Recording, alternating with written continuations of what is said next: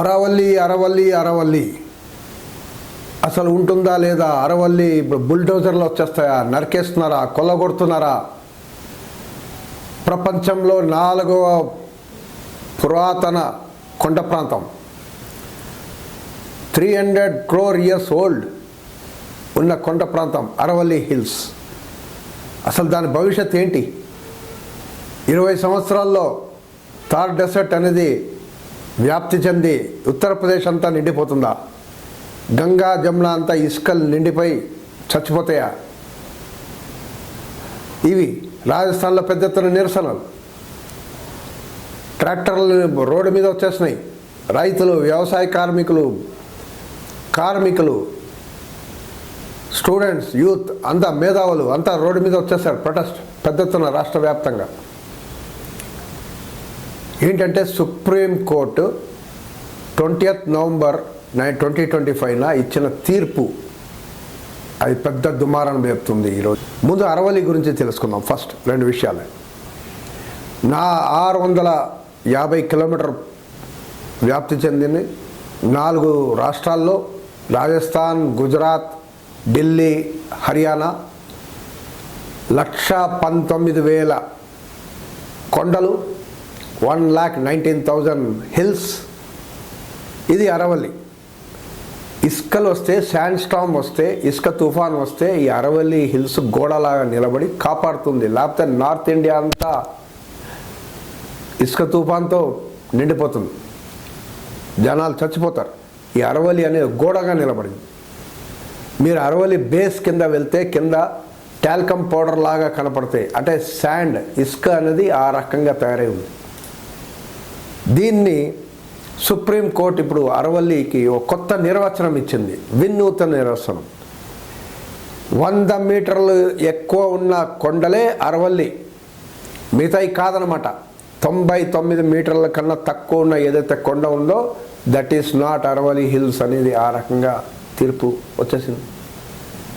కొత్త నిర్వచనం. షాకింగా? Yes, it is true. చదవండి, తీర్పు చూడండి. ఎంత దారుణం అండి. కుతుబ్ మినార్ 73 మీటర్లు, 73 మీటర్లు ఉన్న కొండలు కూడా అరవల్లి కింద రాదనమాట, కొండ కాదనమాట. అంటే నరికేయచ్చు, కొలగొట్టవచ్చు. ఇప్పుడు మీరు చూడండి, 99% అరవల్లి రేంజ్ని ఇప్పుడు అరవల్లి కాదని సుప్రీంకోర్టు తీర్పు ఆ రకంగా మీనింగ్ అనేది కల్పిస్తుంది. గట్ల డిసైడ్ చేసింది జస్టిస్ గవాయి గారి బెంచ్. రిటైర్మెంట్ కన్నా ముందు లాస్ట్ జడ్జిమెంట్. అసలు ఇవన్నీ కోర్టులో చర్చ ఏంటి? కొండ ఏంటి, చోట్ల చర్చ ఏంటి, కొండ కాదని చెప్పడం ఏంటి? చాలా విచిత్రంగా ఉంది కదా. 2010లో Forest Survey of India FSI ఇచ్చింది అరవల్లి గురించి. 3 degrees స్లోప్ ఉంటే అది అరవల్లి కింద వస్తుందని. దాని లెక్క ప్రకారం 1,20,000 హిల్స్ అరవల్లి కింద వచ్చినట్టు. గవర్నమెంట్ నామినేట్ చేసిన ఒక కమిటీ ఓ నివేదిక ఇచ్చింది. ఆ నివేదికలో 100 మీటర్లు ఎక్కువ ఉంటేనే అరవల్లి అని ఆ కమిటీ చెప్పింది. అండ్ ఈ సుప్రీంకోర్టు ఈ 2 ఆప్షన్స్ ఉంది.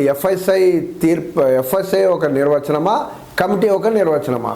సో సుప్రీంకోర్టు కమిటీ ఒక నిర్వచనాన్ని అప్రూవ్ చేసింది, యాక్సెప్ట్ చేసేసింది. 100 మీటర్స్ అబవ్ ఉంటేనే అరవల్లి. మరి ఇదే సుప్రీంకోర్టు 2018లో 128 హిల్స్, దాంట్లో 31 హిల్స్ మాయమైపోయిందని బాధపడింది, కన్సర్న్ ఎక్స్ప్రెస్ చేసింది సుప్రీంకోర్టు. ఇల్లీగల్ మైనింగ్, క్వారీయింగ్తో మాయమైపోయిందని చెప్పింది. అక్కడ ఒకప్పుడు 10 ఫీట్లలో వాటర్ వచ్చేది, ఈరోజు 200 ఫీట్లో కూడా వాటర్ రావట్లేదు. ఇది ఇప్పుడు భూపేందర్ యాదవ్ గారు మినిస్టర్, ఎన్వైరన్మెంట్ మినిస్టర్, ఆయన క్లియర్గా చెప్తున్నారు, అయ్యో బాబాయ్ మీరందరూ ఎందుకు గొడవ పెడుతున్నారు, ఈ గోల ఎందుకు? 0.19% ఆఫ్ హిల్స్ మాత్రమే మైనింగ్కి వాడబోతున్నాం. మరి 0.19% మాత్రమే మీరు వాడబోతుంటే మరి కోర్టులో ఈ రకంగా కమిటీలు వేసి 100 మీటర్స్ ఉంటేనే అరవల్లి అని డెఫినేషన్ ఎందుకు ఇవ్వాల్సిన పరిస్థితి ఏర్పడింది మీకు అనేది పెద్ద క్వశ్చన్ మార్క్. 100 మీటర్స్ అబవ్ ఉంటేనే కొండ, లేకపోతే కొండ కాదు. దీని పర్యవసరం ఏమిటి? రాజస్థాన్లో ఈ కాన్సెప్ట్ ప్రకారం దాదాపు 40 లక్షల హెక్టార్లు ఎఫెక్ట్ అవుతుంది. హర్యానా లక్షల హెక్టార్లు ఎఫెక్ట్ అవుతుంది. ఢిల్లీ అయితే అరవలి హిల్స్ ఉన్నాయి. ఒకటే హిల్, దాంట్లో ఒకటే భాగం 100 మీటర్స్ అబవ్ ఉంది, మిగతా 100 మీటర్స్ కన్నా తక్కువ ఉంది. అంటే అయిపోయింది. అవి హిల్స్ కావా? ఇక నరికేసి ఈ రియల్ ఎస్టేట్ వాళ్ళు టోటల్గా దాన్ని దండుకుంటారా? వచ్చిన అంచనా ఉంది, ఢిల్లీ దగ్గర ప్రాంతంలో ఒక విలేజ్లో 1 ఏకర్ ఈరోజు నార్మల్గా 50,000 రూపాయలు వెళ్తుంది. అరవలి కాదు అని డిసైడ్ చేశారనుకోండి, ఇక నరికేసి దాంట్లో రియల్ ఎస్టేట్ చేసుకోవచ్చు అనుకున్నాం అనుకోండి, అది 10 కోట్లు అయిపోతుంది 1 ఏకర్. అంటే ఒక చిన్న విలేజ్ 50,000 కోట్ల రేంజ్లో ఉంటుంది. ఆ లెవెల్లో అంత వాల్యూ విన్న విలేజ్. అంటే రియల్ ఎస్టేట్కి ఎంత పెద్ద బొనాన్సా చూడండి, బోనస్ ఈ జడ్జిమెంట్ వల్ల. మైనింగ్, కన్స్ట్రక్షన్లు, కమర్షియల్ యాక్టివిటీ విపరీతంగా పెరిగిపోతుంది.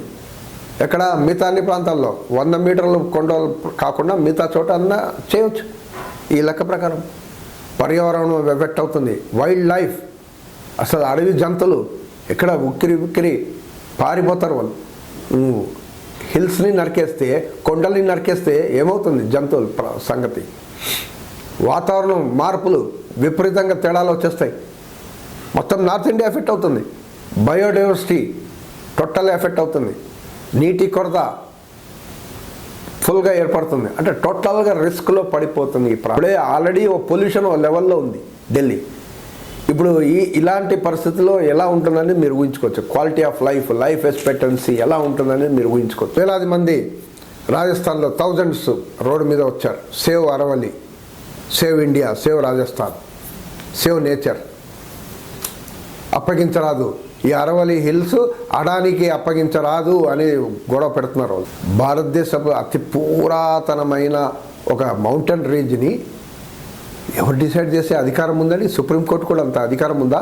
నెక్స్ట్ హిమాలయాస్ కాదు, వింధ్యా పర్వతాలు, నదులు, ఇవన్నిటినీ కూడా ఈ రకంగా డిఫైన్ చేస్తారా? మొదలు పెడతారా? అసలు డెప్త్ తక్కువ ఉంది. మీరు రాజమండ్రిలో గోదావరి బాగానే ఉంటుంది, ఇంకో చోట వస్తే డెప్త్ తగ్గిపోతుంది. అంటే గోదావరి కాదా, అది నది కాదని డిసైడ్ చేసి క్లోజ్ చేస్తారా? మొత్తం ఇల్లీగల్ వర్క్లు మొదలు పెడతారా దానిపైన? గంగా, జమున ఈ రకంగా డిసైడ్ చేస్తారా? డెప్త్ చోట ప్రవహించిన డెప్త్ తక్కువ ఎక్కువ ఉంటుంది. డెప్త్ తక్కువ ఉన్నంత మాత్రాన అది గంగా కాకుండా పోతాయా, నది కాకుండా పోతాయా? ఇలాంటి డెఫినేషన్ అండి సుప్రీంకోర్టు ఇచ్చింది. అసలు రాజ్యాంగాన్ని కాపాల్సిన కోర్టు, అసలు ప్రపంచంలో వినూతమైన జడ్జిమెంట్. ఏ దేశంలో ఇలాంటి జడ్జిమెంట్ ఇవ్వలేదేమో. కొన్ని స్టేట్ ఆఫీషియల్స్ అరవలి ఒక ల్యాండ్ రికార్డ్స్లో లేవు, రెవెన్యూ రికార్డ్స్లో లేవు, కాబట్టి మేము ఎట్లయినా వాడుకోవచ్చు అంటున్నారంట. ఎంత దారుణం అంటే ఏ స్థాయికి వెళ్తున్నారు చూడండి.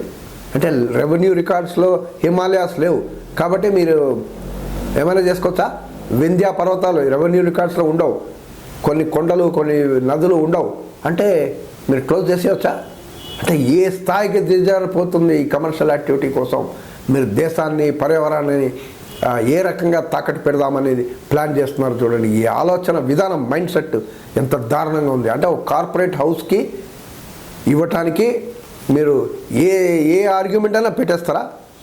అండ్ సుప్రీంకోర్టు కూడా సమర్థిస్తుందా? అసలు అటవీ నిర్మూలనలో భారతదేశం 2వ స్థానంలో ఉంది. మీకు అందరికీ తెలుసు. Deforestation India stands second in the world. ఇంత దారుణమైన పొజిషన్ ఉంది. ఇప్పుడు నికోబార్లో మనం చూస్తున్నాం ఏమవుతుంది. ప్రభుత్వ లెక్కల ప్రకారమే 9.64 lakh ట్రీస్, 9.64 లక్షల చెట్లని నరికేయాలి అనేది గవర్నమెంట్ ఆఫ్ ఇండియా డిసైడ్ చేసింది. ఛత్తీస్గఢ్లో ఒక ప్రాంతంలో 3.68 లక్షల చెట్లని నరికేయాలని గవర్నమెంట్ ఆఫ్ ఇండియా డిసైడ్ చేసింది. అక్కడ అదానికి ఇవ్వటానికి గిరిజనులంతా ఫైట్ చేస్తున్నారు, దానిపైన పోరాడుతున్నారు. నెట్సల్స్, అర్బన్ నెట్సల్స్ అని చెప్పి వాళ్ళని కూడా చంపేస్తున్నారు. అడవుల్ని, కొండల్ని మీరు నరికేస్తూ పోతే ఆదివాసుల సంగతి ఏంటి? దాన్ని నమ్ముకొని బతికే వాళ్ళ పరిస్థితి ఏంటి? వాళ్ళ లైఫ్ ఏంటి? జంతువుల లైఫ్ ఏంటి?